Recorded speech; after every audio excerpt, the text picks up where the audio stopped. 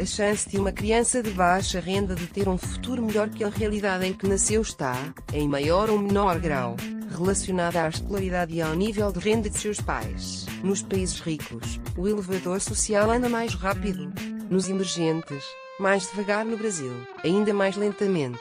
O país ocupa a segunda pior posição em um estudo sobre mobilidade social feito pela OCDE, Organização para a Cooperação e Desenvolvimento Económico, com dados de 30 países e divulgado nesta sexta-feira. De acordo com o estudo, seriam necessárias 9 gerações para que os descendentes de um brasileiro entre os 10% mais pobres atingissem o nível médio de rendimento do país. A estimativa é a mesma para a África do Sul e só perde para a Colômbia, onde o período de ascensão varia 11 gerações. O indicador da OCDE foi construído levando em consideração a elasticidade intergeracional de renda.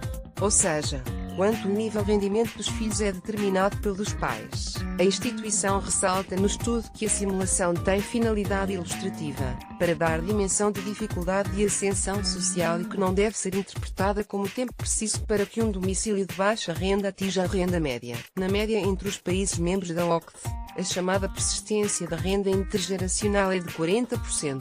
Isso significa que, se uma família tem rendimento 2 vezes maior do que de outra, o filho terá, em média, renda 40% mais alta que a da criança que veio da família de menor renda. Nos países nórdicos, a persistência é de 20%.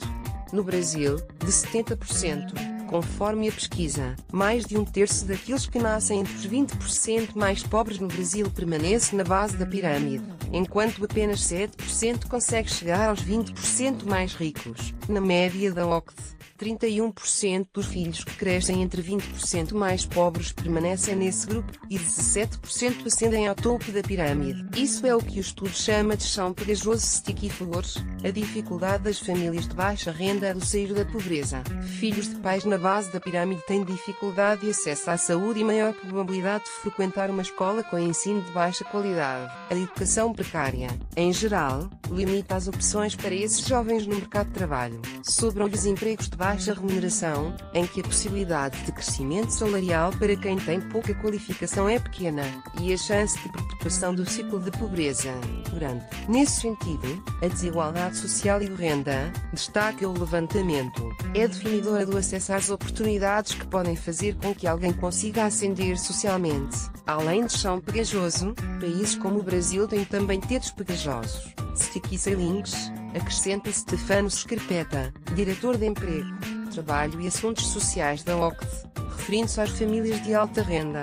O nível elevado de desigualdade também se manifesta sobre a mobilidade no topo da pirâmide. Aqui, é pequena a probabilidade de que as crianças mais abastadas eventualmente se tornem adultos de classes sociais mais baixas que a dos pais. Scarpetta pondera que, ao contrário da tendência global de aumento da desigualdade, o Brasil conseguiu reduzir suas disparidades na última década, até o início da recessão. O país fez pouco, entretanto, para corrigir os problemas estruturais que mantêm em movimento o ciclo da pobreza, a qualidade precária da educação e da saúde e a falta de treinamento para os milhões de trabalhadores de baixa qualificação. O Brasil fez um bom trabalho tirando milhões de famílias da extrema pobreza. Com o Bolsa Família, por exemplo, falta agora fazer a segunda geração de políticas, disse o economista à BBC News Brasil. Quando se analisa a mobilidade apenas do indivíduo, e não de uma geração a outra, o estudo da OCDE verifica que, de forma geral, a classe média é o estamento com maior flexibilidade, para cima e para baixo. No Brasil, a mobilidade da base da pirâmide para a classe média é maior do que em vários emergentes.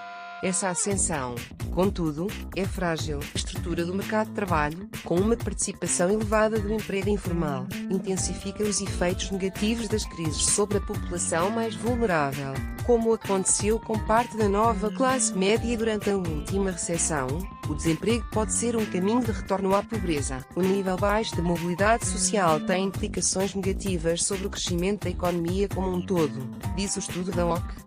Talentos em potencial podem ser perdidos ou subaproveitados, com menos iniciativas na área de negócios e menos investimentos. Isso debilita a produtividade e crescimento econômico potencial a nível nacional, ressalta o texto. Um elevador social quebrado também se manifesta sobre o bem-estar social. A percepção de que a oportunidade de ascensão depende de fatores que estão fora do alcance, Com a renda dos pais ou o acesso à educação, gera desesperança e sentimento de exclusão.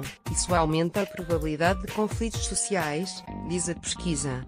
O problema não é exclusivo dos países emergentes. Mesmo países ricos, com desempenhos expressivamente superiores ao do Brasil nos indicadores de educação, França, Alemanha, estão acima da média da OCDE e entre as estimativas do número de gerações necessário para que os 10% mais pobres atinjam a renda média. Por mais que esses países tenham bom desempenho no PISA, Avaliação Global do Desempenho Escolar, esses índices são uma média. Países como a França, por exemplo, são bastante heterogêneos. Ressalta-se que